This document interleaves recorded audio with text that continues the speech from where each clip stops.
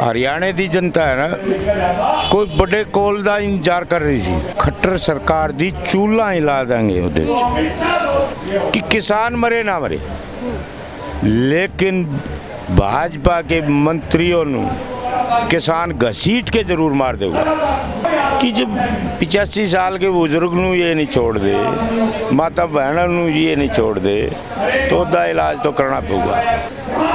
या तो समय नाल सीधे हो जाओ, ना तो तुम्हारा इलाज डंडा ही है। 24 नू तो खट्टर का इलाज हो जाऊगा जी, 26 नू मोदी का हो जाऊगा। इको झंडा होगा, इको डंडा होगा। झंडे नाल किसान एक होगा और डंडे नाल सरकारों का इलाज होगा। कोरोना से लोग जो मर रहे हैं, लाशें नदियों में बह रहे हैं, तो इसको आप कैसे देखते? 14 वाला एक नारा याद आना है, माँ गंगा ने बुलाया। वो जो नारा दिया था मोदी ने, वो अपने लिए नहीं दिया, वो जनता के लिए था। ये कि देखना इस गंगा में कितनों की लाश बहेंगी।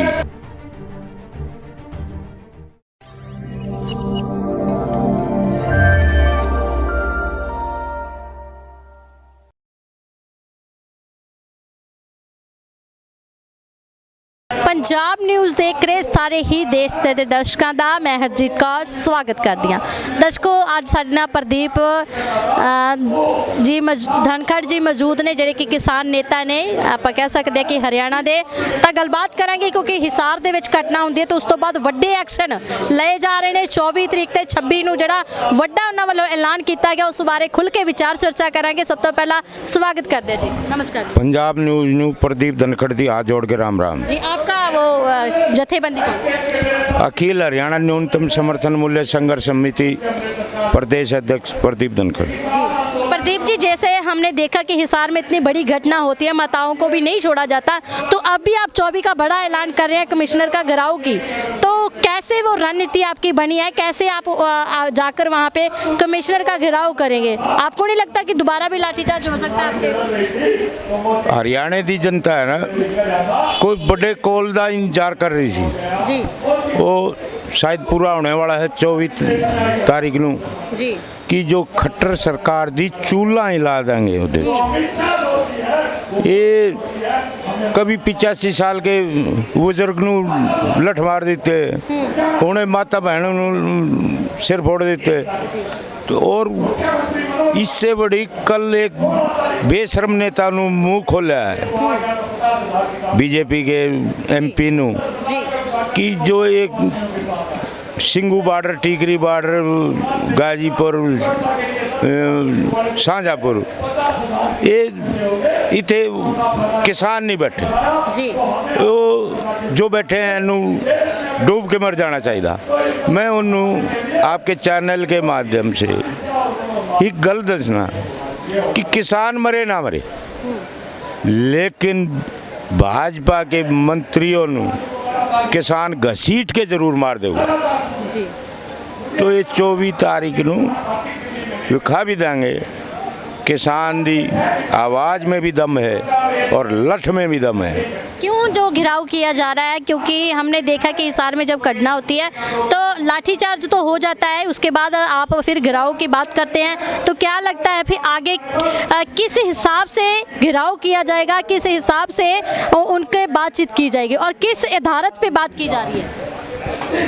ये जिस तरह ये ऊपर वाले मदारी जी नू कहते हैं, वो जनता नू बेवकूफ बनाना है कि कोरोना पहले बूढ़े नू अटैक करूगा, फिर जवानों नू करूगा, फिर बच्चों नू करूगा।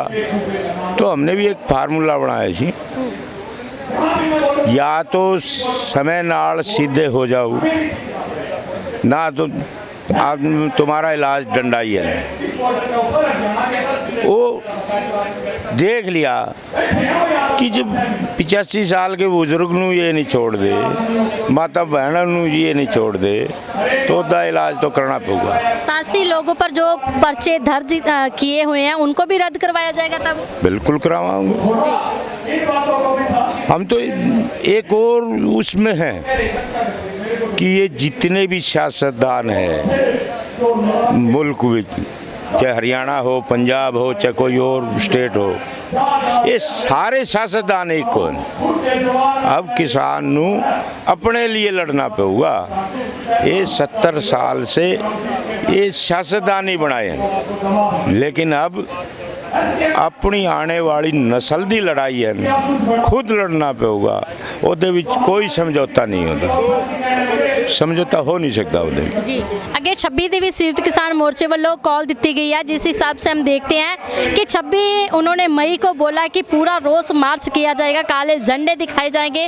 तो हरियाणा में कैसे आप मतलब कि मार्च करेंगे, कैसे वो आपकी 24 ਨੂੰ तो खट्टर ਦਾ इलाज हो जाऊगा जी, 26 ਨੂੰ मोदी का हो जाऊगा। जी तो जो हमारे अगू साथी हैं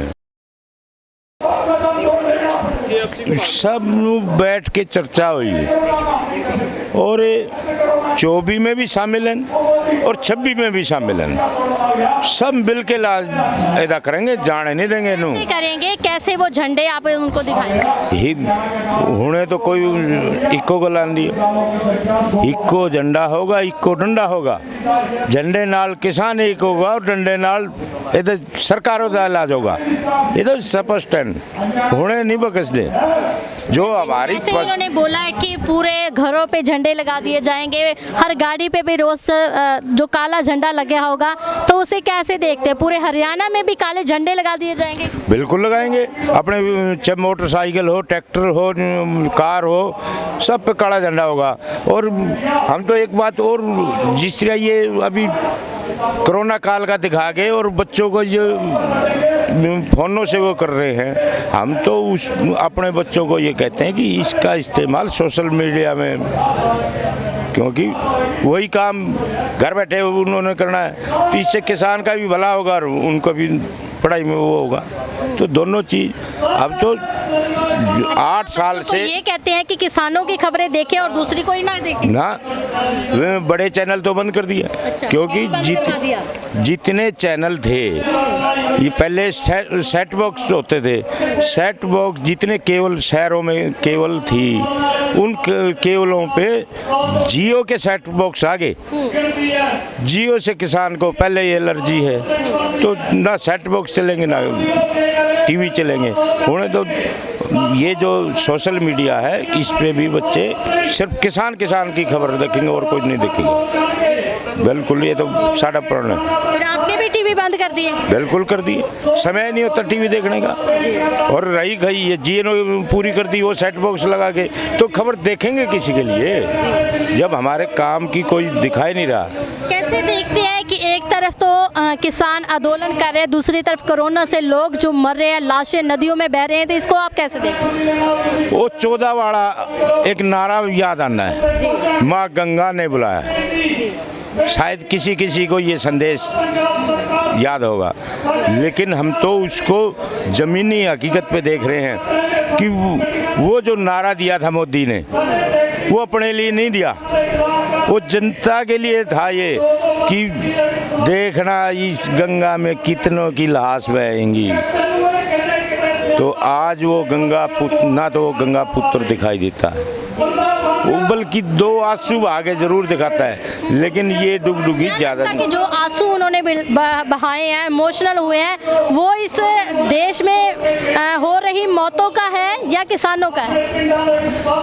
हम तो एक बात कहते हैं, रोने का ढंग भी नहीं आता इसको। रोने के ढंग जो होता है, देसी भाषा में ढंग बोलते हैं इसको। रोया तो राकेश टिकैत भी था, जिसके 4 आंसू पे पूरा हरियाणा का पूरा देश खड़ा हो गया।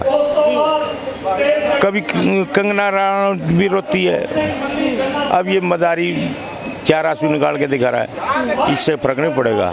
किसान समझ चुका है, ये किसान जो लड़ाई लड़ रहा है, ये 70 साल से जिन्होंने लूटा है, उन सियासतदानों की लड़ाई है, ये 7 साल की नहीं है, उसमें कोई भी आएगा। कि 6 महीने हो चुके नहीं किसानी आंदोलन को, आगे इरादे मजबूत हुए हैं या कमजोर हुए हैं? क्योंकि बरसातें भी बहुत हो रही हैं और गर्मी भी बहुत ज़्यादा हो रही है। हम तो पहले कहते थे कभी राम ने मारा, कभी राज ने मारा। किसान के हौसले ना तो राज तोड़ सका, राज का मतलब सियासतदान, और राम का मतलब है कुदरत। ना किसान के हौसले कुदरत तोड़ सकी, ना राज तोड़ सका। जी।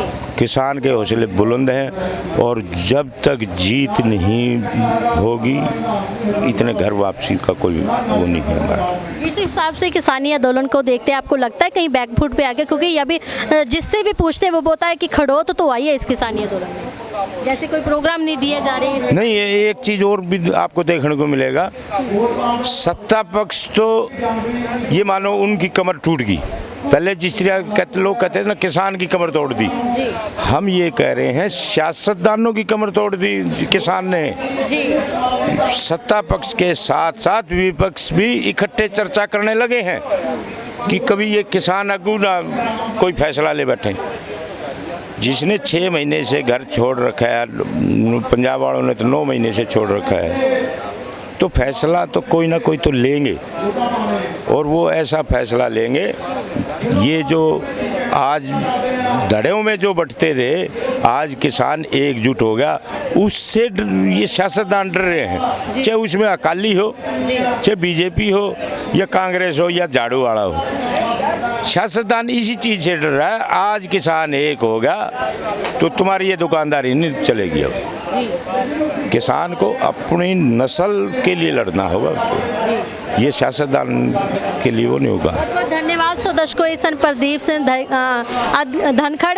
ਤਾਂ ਤੁਸੀਂ ਦੇਖ ਸਕਦੇ ਹੋ ਕਿ ਉਹਨਾਂ ਦਾ ਵੀ ਕਹਿਣਾ ਹੈਗਾ ਕਿ ਜਿਸ ਹਿਸਾਬ ਨਾਲ ਅਗਰ ਇਹ ਮੋਰਚੇ ਦੀ ਅਸੀਂ ਗੱਲ ਕਰਦੇ ਹਾਂ ਤਾਂ ਜੇ ਏਕਤਾ ਹੋਊਗੀ ਤਾਂ ਅਸੀਂ ਸਾਰੀਆਂ ਹੀ ਸਿਆਸਤਦਾਨਾਂ ਤੇ ਕਾਬੂ ਪਾ ਸਕਦੇ ਹਾਂ, ਉਹਨਾਂ ਦਾ ਮੁਕਾਬਲਾ ਕਰ ਸਕਦੇ, ਕਿਉਂਕਿ ਹੁਣ ਕਿਤੇ ਨਾ ਕਿਤੇ ਇਹਨਾਂ ਨੂੰ ਇਹ ਵੀ ਲੱਗ ਰਿਹਾ ਕਿ ਬੇਸ਼ੱਕ ਇਸ ਕਿਸਾਨੀ ਅੰਦੋਲਨ ਦੇ ਵਿੱਚ ਖੜੋਤ ਆਈ ਹੈ, ਕਿਸਾਨ ਕਿਸਾਨੀ ਅੰਦੋਲਨ ਦੇ ਵਿੱਚ ਡਟੇ ਹੋਏ ਨੇ, ਪਰ ਰਾਜਸੀ ਪਾਰਟੀਆਂ ਦਾ ਆਪਾਂ ਕਹਿ ਸਕਦੇ ਹਾਂ ਨਾ ਕਿਤੇ ਉਹ ਲੱਕ ਹੈ ਜਿਹੜਾ ਉਹ ਤੋੜ ਰਹੇ ਨੇ। ਸੋ ਬਣੇ ਰਹੋ ਪੰਜਾਬ ਨਿਊਜ਼ ਦੇ ਨਾਲ। ਧੰਨਵਾਦ।